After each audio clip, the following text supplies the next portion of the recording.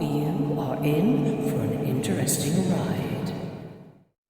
Hello, everyone, and welcome to the ET Newsroom. I'm your host, Joanna Summerscales, and my guest is Barbara Eberhardt. Barbara is 80 years old, spent most of her life working in the banking industry. She was married and had a son and lived a lot of her life in Northern California, as well as having traveled the world when she was married, or at least different parts of it. When Barbara called me, she said, well, you know what, Joanne, I really think it's time I tell my story. And she said, not least because I'm 80 years old now. Well, it's not the first time I've had somebody from that neck of the woods on the age scale contact me, but not recently.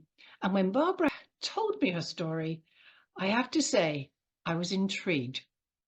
Around 75 years old, so around about 2019, possibly the end of 18, she had a download.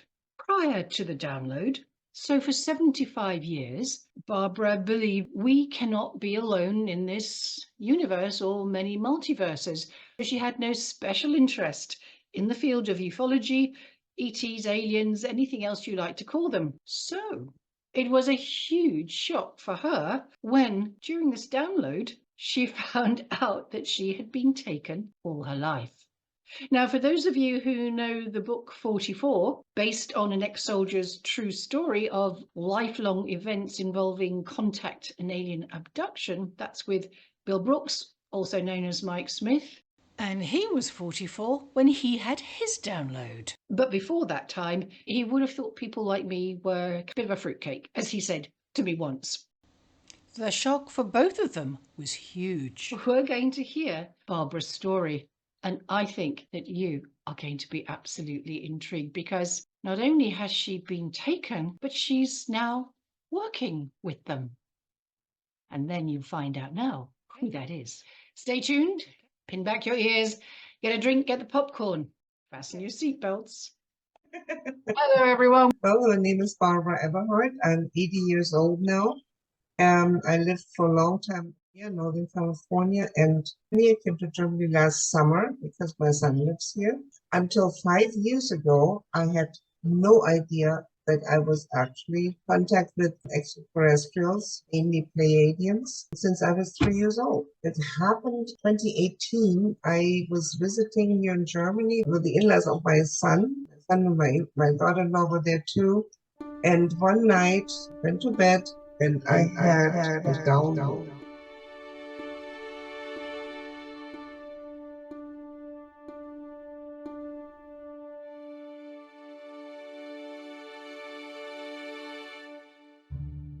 So, Barbara, just picking up about the Sasquatch experience. That's fascinating. It was very fascinating. Met very interesting people there. They came from all over. Also, they also have kind of a Sasquatch kind in Australia. So there were some people from Australia even there. They were talking about they're coming from a different dimension into our. I've never seen any bodies of Sasquatch. The natives are always talking about them. There was one lady that she had a picture there. She came to a creek one time, and on the other side was a Sasquatch. Her thought was, oh, I'm going to take a picture. Well, they can read your mind, like also telepathic. So he knew that she was going to take a picture, so he started fading away. But she got the picture. You can see basically through the Sasquatch. You can still see the outline. Yeah, the outlines of it. And as he was walking, the water was still splashing. You could actually already see through the foot. It was very fascinating, that picture. The third one, the night before, I had really bad pain in my left side of my stomach. The lower part, like where the intestines are. That evening, it was very, very strong. I was staying in Chevela in a hotel. So I drove up the 9 miles up the mountain to the conference, signed in, but the pain was getting worse, and I'm not going to sit around here. I have to go down and lay down. As I drive down the mountain, again, come into town, there's a blue sign with a white H, meaning hospital. pointing one way, and I automatically just turned my wheel in the hospital and I checked in. So for 5 days, I was there, missed all the conference. For 5 days, I was on a drip. I had diverticulitis, and the doctor said it was really bad because if I would have waited another day or two, it would have burst. So it was just fine. And that would have been And incredibly serious if that had. yes, that would have been really serious. Yes, the day before the last day, I woke up in the morning, 4:30, 5 o'clock, and I can only sleep on one side or the other. I can't sleep on my back. I woke up, lying on my back, no cover, and my legs were spread, and in between my legs sat a little gray, manipulating the left side of my stomach where the diverticulitis was, like massaging it or something. They can play with your brain. So I wake up and look at them and say, oh, that is so nice. Oh, I'm doing what you're doing. That feels so good. Oh, thank you so much. And which is so happy. And then I went back to sleep. And when I woke up afterwards, I had my cover back on. I was still lying on my back, but I called my girlfriend and I said, that was the strangest thing that happened. Just people laughing about it, and I thought, oh, that was a vivid dream. And the next morning, it happened again. Same thing, And then afterwards, I had a few tests. The doctor came in and said, oh, you're all better? You're ready to go home? Oh. Were they surprised that you had recovered so quickly? Yeah, she said, no, you're doing fine. You go home. That's absolutely great. So that's sort of three, is it? Three major healings? I know that I remember, yeah. Which is wonderful. So let's just go back to your location, because you were for 20 years in Leightonville, and then you moved to Willits for an apartment for older folks, and then you were instructed to move again. Is that how it was?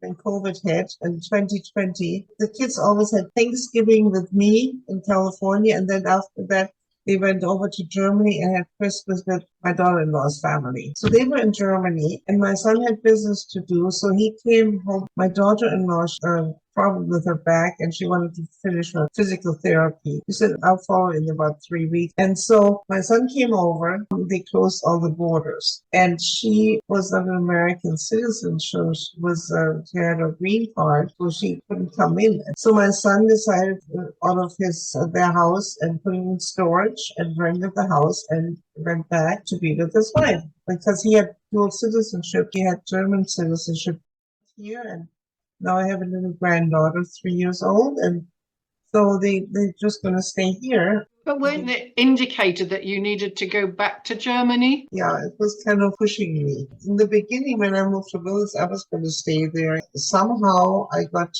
the thought. These impulses to move back to Germany. Yes. Which you never intended to do in a million years at the time. No, never. But then I was really being pushed. And then it was a strange thing in Germany. It's very hard to get an apartment. Very difficult. So I decided, okay, 2023 in the summer, I'm going to move over. And then my son, he was interested in a property here and talked to the real estate agent. Oh, my son said, my mother is coming in 2-3 months. We happen to have an apartment for her. And the guy said, yes, as a matter of fact, I do. And so they went to look at the apartment. It's a beautiful apartment. You're right on the river. It's gorgeous. Normally, they would have never gotten that. I think that was prearranged. Sounds like it. Let's move forward to you still being taken, because most people were taken in their fruitful years genetically. Yes, exactly. Can you tell us about that? And also that you said that you really wanted to stay now, and what was being done about that? Yes. That's what I asked, like Yvonne, my therapist. I said, why are they still taking me then now? They can't harvest me anymore. I passed that. So we went into hypnotic regression, and then I found out that I'm kind of like the nanny to their hybrid babies. After the babies are taken out of those sacks, they come into little cribs, and they have a big room full of cribs, and they're all lying in there. So when I'm taking up, I got my own chair now that I can command with my thoughts, which is really cool. I sit in the chair and I get a baby. Normally I walk through the room and see which needs little help. And then I sit there and I play with it and I cuddle it and sometimes I sing to it.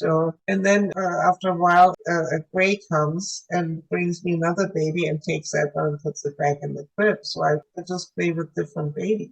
The Pleiadians, they have found out that the babies do a lot better if they have human contact. Because normally they just lie in their little cribs and that's it. And I asked my white lady, I said, I never see them being fed. How do you feed them? Oh, she said, and she reached inside the inside rim of the crib. I don't know if she pushed a button or something. Anyway, the hose came out and kind of wiggled around by itself and zoomed in on the baby's head and into the mouth and sucked itself in, and then the baby was sucking. And she said, oh, we can do them all at once. I asked, babies crying or fussing? no. I don't see babies crying. But there are different, all kinds of different kinds of them. They have different shades of, also some black, or like you can tell they're from Mexican or Native American or Chinese, or they're different, they're types.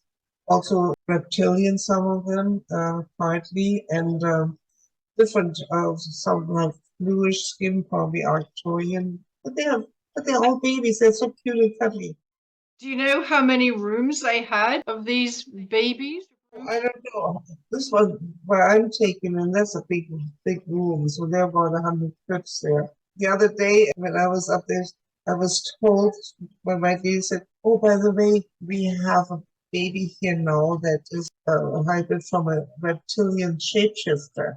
And she said, "We were not aware. We thought they started shapeshifting when they are getting a little older. But this baby can already shapeshift, so beware when you have that one. They look like shapeshift in your arms." I didn't experience it yet. Oh, okay. But I was told that they had a baby up there that was doing that. Oh, wow. So heads up. So you said that your children, two of the girls, are involved in that sort of genetic program themselves for population of other planets. Is that right? I don't know, but they are populating. They're being placed on different planets to start a colony or something. Yeah.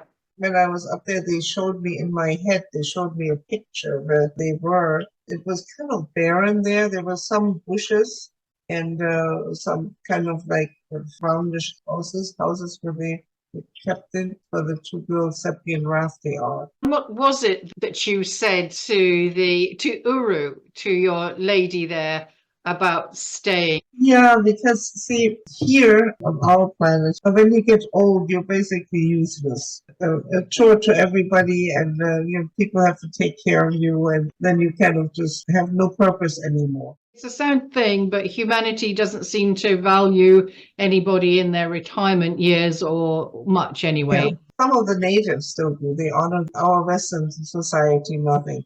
Yeah. And so I asked her once, I said, why can't I stay up here?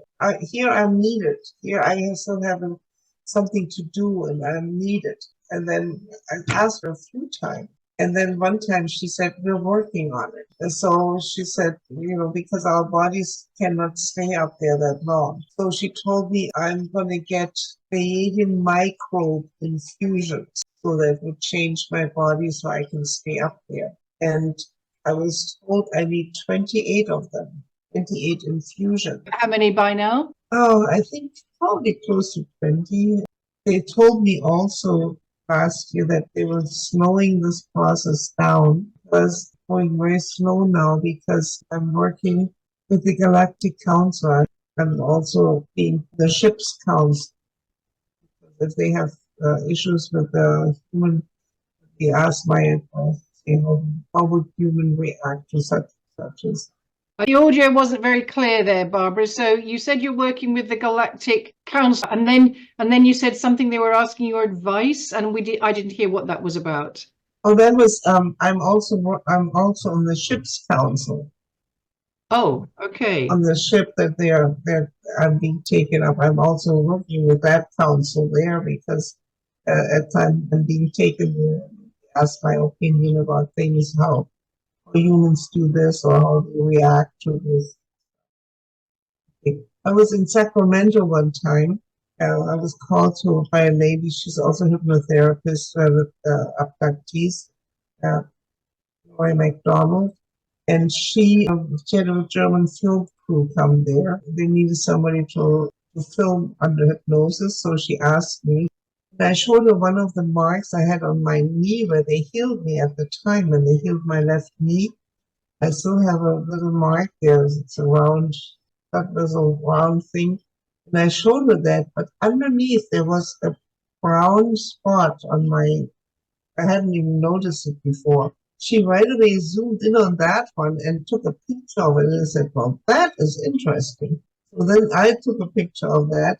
It had a sign in it, a marking in it. It looked like a thunderbird. One of my Native American friends told me, it's like a thunderbird. I checked my body and I found a few other marks that had like signs in them.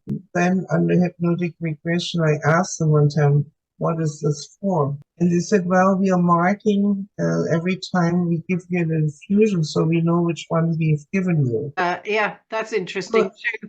And another thing I need to tell you too is when I lost my hearing and I have hearing aids in both ears, they took an MRI and they found an implant at the base of my brain. So I have an implant there, 7.02 millimeters across. Yes, that's fascinating. Can you tell us just briefly about the brown mark that you noticed on your arm, and then you realized that wasn't okay? There was something not good about that. I think it was in December 18th, 2021. I woke up in the morning and I had this really strange brown mark on my arm, and it was very defined. So I took a picture, and under the next hypnotic regression, I said, let's go to that day that happened that night. And first thing I said to the hypnosis is, this isn't right, this isn't right. I was all very upset, and I found myself pinned to a slab that was slightly bent, and I couldn't move. The only thing I could move was my eyes. There were little grays running around. The room was kind of darkish. It wasn't like the nice soft light from our ship. And they were just running around doing their thing. And I tried to get some reaction from them, nothing. I got more and more agitated. So finally I sent out a call to my white lady. I said, oh, where are you? This isn't right. This isn't right. And before I knew it, she sent me an answer back. I'm coming. She said, I'm coming. A little later, the door opened. She comes through the door with 4 very, very tall grays. They must have been more like 8 feet. And they came walking in, and I could feel she was very upset.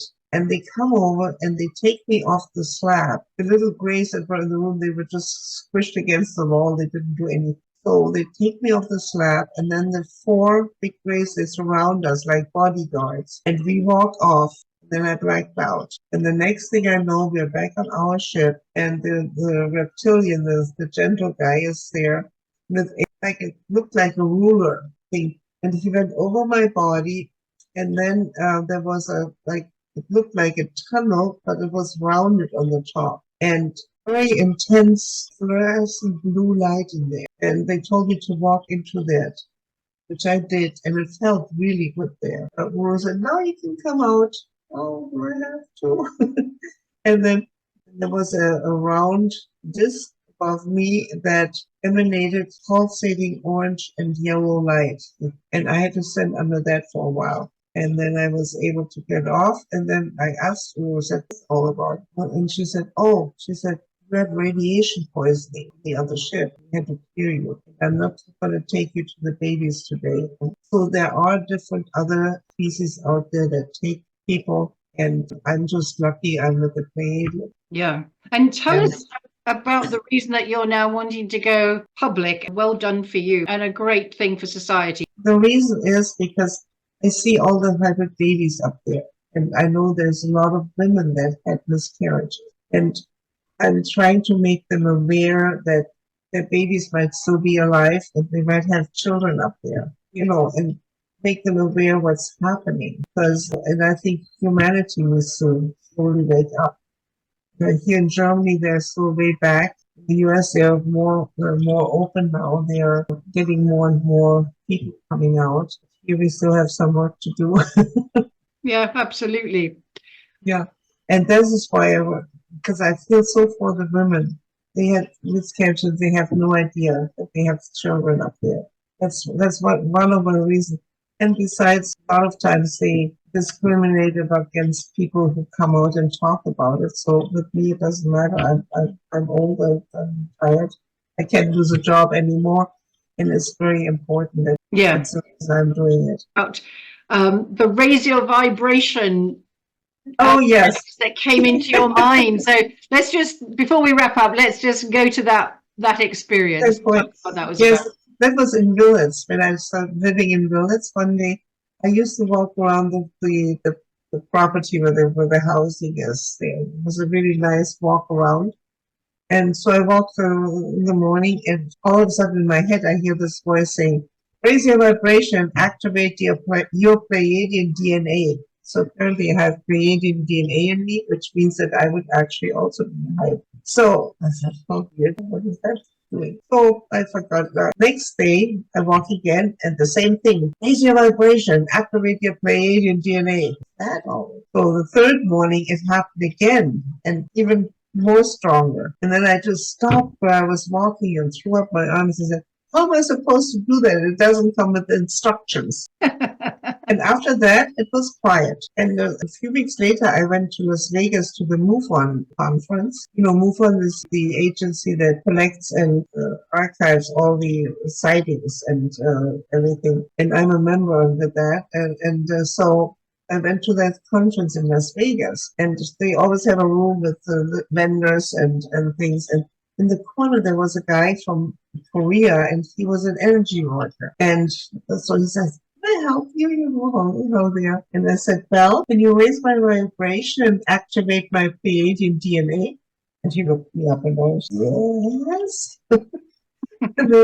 But then I wasn't ready yet because I was going to go to some lectures and this. So on Sunday afternoon, I walked in and he said, are you ready now? I said, yes, now I'm ready. So I lay on his bed there, and he didn't touch you.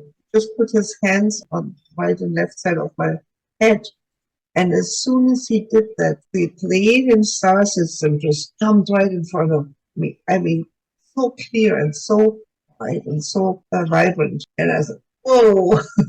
And so I told him later, after he was done, I told him about it. And then he just grinned and said, you did it. The other thing I'd like to mention regarding children is that I set up, and I haven't really launched it yet, PACES, which is PACES, which is Parent and Child Experiencer Support. Oh. Because in the early days of my starting my work publicly from about 2011-12 onwards, I would get calls from mums more than dads who were really concerned about their child reporting what they understood to be clearly abduction events and that kind of thing. Now, the child generally wasn't worried about that, but the parents wanted to desperately to talk to somebody about that, just for confidence, to feel that they had somewhere to share that material without endangering themselves. Because in England and in some other countries, I know that if there was such a thing mentioned to people like the social services or your doctor, anything like that as a concern, then you would very likely be on the route to have your children taken away from you by social services on recommendation of a doctor or a psychiatrist and that kind of thing. So psychiatrist, yes, very serious, very serious. So I just want to say that, putting this out there in the public domain again, wherever you are, if there are some mums and dads who want to talk confidentially, maybe in a closed group. I've created a Facebook group for this. Nothing is actioned yet, but if we want to start the ball rolling, then we can do it, and you can contact me. And Barbara, the same again, if you know of any parents who are worried because their children are taken and they just want a sympathetic ear and a confidential ear, then please let people know. So that's PACES, Parent and Child Experiencer Support. And it really is about having a confidential space in which parents can have a chat and even discuss some things that their child has said. I know that now and again children have come back saying they've got a pain in their tummy, that kind of thing, parents being worried because there's nothing they can do about it, it seems. Yes. Anyway, I just leave But that. a lot of the kids, they also have little friends. A lot of times they have little grays that come and play with them and stuff like that. So, Barbara, any closing thoughts or comments? And thank you for sharing. Thank you very much for your time. So that's perfect. Yes, I've been American TV, the UFO Witness show with Ben Hansen, and here on the show. But sometimes some of them, they like the ones in Germany, they kind of make it sound like you're a cook. Not quite as strong, but they put doubts in people's mind. There's one guy here, Johann Nepomuk-Meyer. He interviewed me, and that's on YouTube. And he was very serious. He's traveling all over the world and doing strange phenomena, and obviously that. So I'm trying my best to get the message out that this is happening, and so many people are being taken. You wouldn't believe at the conferences, all the people I've been talking to. Some of them came and said to me, I was a speaker also at the UFO in San Francisco last year. And it was the first time I spoke publicly about it and did a little PowerPoint presentation there. Quite interesting too, Barbara, that one of the conferences you were at was near Chehalis. And of course, that's where Kenneth Arnold took off in 1947 and then saw what's now become this iconic sighting. Well, we went to Roswell too. It's fascinating how many people have gone through from all walks of life, I've met an old gentleman. He says he was taken and they took his sperm. And he said in the beginning he used to fight them. Try to get away, but he said you couldn't. So at the finally he just said, well, get on with it and let me get home, But so you have all those different people that are going through things, obviously that. But my hypnotherapist in California, she has a support group called CERO, CERO. There's also one that they found in France now. France is 10 years old, but in California is over 30 years old. So we get together now through Zoom. This is wonderful. Yeah, it is absolutely great. And Barbara, as we come to the very tail end now, do you want to put up any contact details? You can put my email on it. So if people would like to talk to me, then I can call them back. Okay, we'll do that then. Yes, because wherever I can help, it would be. I'm ready for that. That's lovely. Well, Barbara Eberhardt, thank you very much. And that is the end of this interview. Absolutely fascinating. And I think you're very brave for coming forward and sharing again. Thank you, Joanna, for giving me the opportunity to do that with you. You are so very welcome. I really appreciate that. You're very welcome. Yes, okay.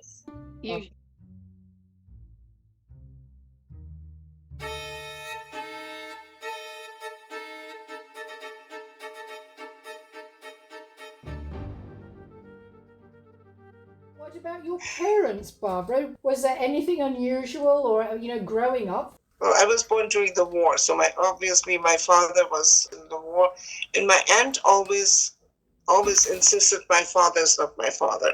Okay, and I have one sister which is a 14-month younger than me, but she always said, no, your father is not your father, because he was drafted in the beginning of October and I was born in the middle of July, and my mother always said she carried me over, so she always told me that. So eventually, years later, I was living in San Francisco and my mother was visiting, and so I took her out to lunch to Chinatown one time, and I asked her, just the two of us together, I asked her, tell me, is my father my father? And I thought she would throw up her hands and say, of course, what do you think, But she was just sitting there and smiling and didn't say a word.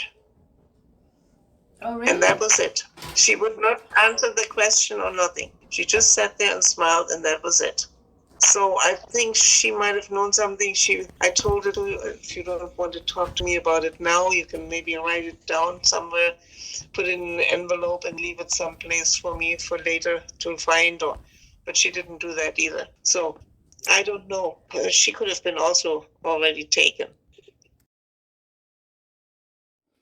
Yeah, and the thing is also, though, on the other hand, it's sometimes very, very hard to come to terms with things. Of I course.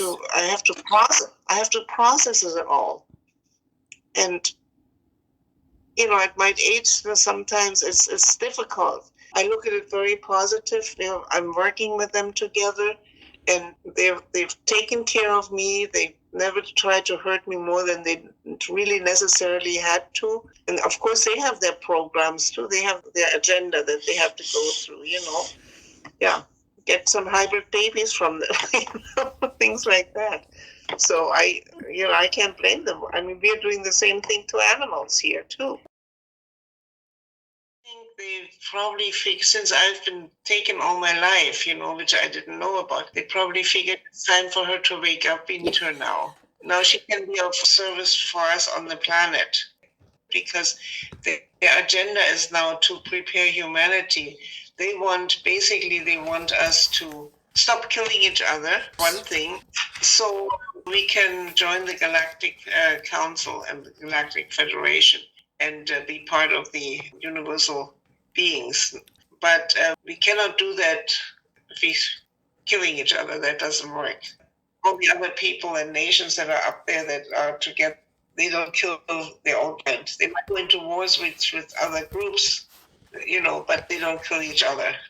And so that's what they're working on, basically. And they're trying also to achieve that. They cannot officially interfere with us here. Yeah. That's a galactic rule. They cannot officially interfere. We have to make our own decisions, you see. Can you describe a little bit about what you are doing with the council as far as you are aware? Well, okay. The first time I was taken up there was so many different beings. It was amazing. I mean, it was fascinating. And then the head of the council was like a light being. And I think normally it might just be a ball of energy. For me, I think it manifested itself in a human form, but the face was just light. Just was like it had like a hood over, like a gown on and with a hood, and the face was just light. He told me they want me to go to other planets. A lot of the inhabitants of other planets, the beings, they did away with feelings and emotions. And now they found that they don't reproduce themselves anymore because of that. And because they said, basically, why should I go to bed with somebody if I can go play golf or something like that, instead? If I don't have feelings for them, why should I do that? If there are other things I'd like to do, Anyway, and as far as I know so far, I think I've been to various planets already, but under regression that I went, one planet I went, and they gave me a guide that I'm going with. He said, you're not going by yourself, you're going to get a guide. And the guide has been with us for a long time. He said, I want you to meet him. And there comes this being. He was waving to the being to come over, and it comes, and we just had eye contact, and we just knew we could work with each other. Oh, can you see it? Oh, yeah. He's green with no neck. No neck and no actually body. And his legs are coming straight up onto his chest area. Okay, very unusual. Yeah. And he has very long and slinky arms that can move every which way, just wow, like an octopus. It looks like a bit aquatic, maybe. Maybe, I don't know. And I asked him what planet he's from, and he says, I'm from the planet Shrieks. Anyway, so Shrieks, I don't know how to spell that, but you don't really ask names up there in a way, because you identify with the energy. Compared to you, what's your height? I'm 5'7". Compared to you, Barbara, how tall was he? A little taller, maybe 6 feet, something like that, but that much, that much taller. Then under one hypnotic regression, I found out we were sent to another planet. I was taken up and my guide was there, and we had to stand in a round white circle. He put his arm, he wrapped his arms twice around me, we would move together, and then we were sent off to another planet. And when we got there, there was 8 beings that met us there. And then after a little bit, a ninth being came and joined us. And I have a picture of those beings there. They were very tall. They have 4 arms. They have like a diamond-shaped yellow or golden thing on front. I don't know if it's part of their outfit or if it's part of their body. I cannot tell that. And I try to tell them that they still have the feelings and emotions locked inside, and then they should unlock them again in order to come out and be able to reproduce. And I explained them, we talked to them. And most of the 8, they didn't know what I was talking about. The 9th one that had joined us, and that seemed to have been, I sensed the female energy from her. And she said, yes, I know what you're talking about, she said. And she agreed to start a program to, initiate this on their planet. Oh, wow. I'd love to know what that looks like. I think they have to start, just have to start feeling things. Yes, but how do you unlock that? That's, what technically, what do you do for that? I mean, what that process would be is fascinating, isn't it?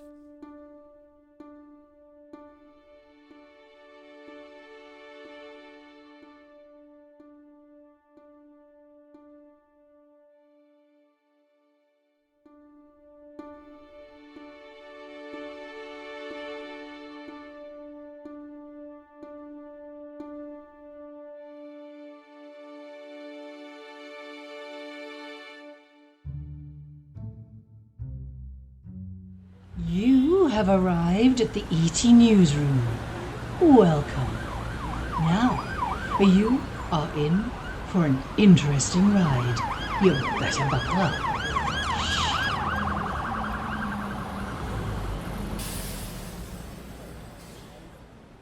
Hello and welcome to the ET Newsroom and me, Joanna Summerscales. I want to introduce you to a new element of the ET Newsroom, a project I'm launching today, the 5th of January 2024. And it's PACES, and that stands for Parent and Child, or Children Experiencer Support, PACES. And I've been wanting to do something like this for a number of years because in the early days of the Emerge project, as was, I had 1 or 2 calls from parents, mainly mums, describing some events that happened to their children and what their children said. The parents seemed to need an ear at that point. They were far too afraid to speak openly about it. One parent might not have told the other parent for fear of ridicule. What seemed to be happening is that the child was reporting interaction with other intelligences of one stripe or another. Now, of the many people I've spoken to over the years and those that I've also interviewed, most of them, the majority, have all had experiences that began in childhood. But there is much more of a taboo for a child to report it as a child. And there is a great reluctance for parents to allow the child to do that. So I wanted to provide a safe place, an unjudgmental ear, a confidential place, if necessary, where parents and children could come together in something like a Zoom call to discuss what has been going on and the ripples that have gone out from the impact of experiences that the family have gone through because of what the child has reported. This is still very much a difficult and grey area, no pun intended, in as much as I said, the adults can talk about their childhood experiences, but the parents who called me had a very real fear, and I think justifiably so, that should their child's reporting of anything get out to any bodies like social services, child services, and this country in the UK anyway, they are not known for their subtlety. They're known for being quite heavy-handed. in making judgments about removing children from loving families. So with that in mind, some parents were very fearful about speaking further because they didn't want to endanger themselves or their child or risk in any way, shape or form the very, very serious issue of the potential of having their child taken away, maybe for life. So because that was a very real fear, I didn't do anything with the idea that I had to provide this platform for a long time, and I got busy with other things. So recently I have been looking at bringing that back to the forefront as another spoke of the wheel of the ETN machine, and offer parents and families an opportunity to share and discuss with one another and with me as mediator and any other party who might be relevant to join us in that case to bring some light on the subject. This will be a confidential platform, a place where parents and children can come together, and should the parents wish it, I am happy to facilitate a day's workshop where we can meet, maybe several families can come together and encourage discussion, chat, conversation, and the children to further express themselves through drawing and writing. There will be a dedicated closed Facebook group, and the email, which is etn.pacers@gmail.com, is the dedicated email address. And if anybody wants to call, leave a message or text, you can do so on the ETN Newsroom number, which is 0795 1752813.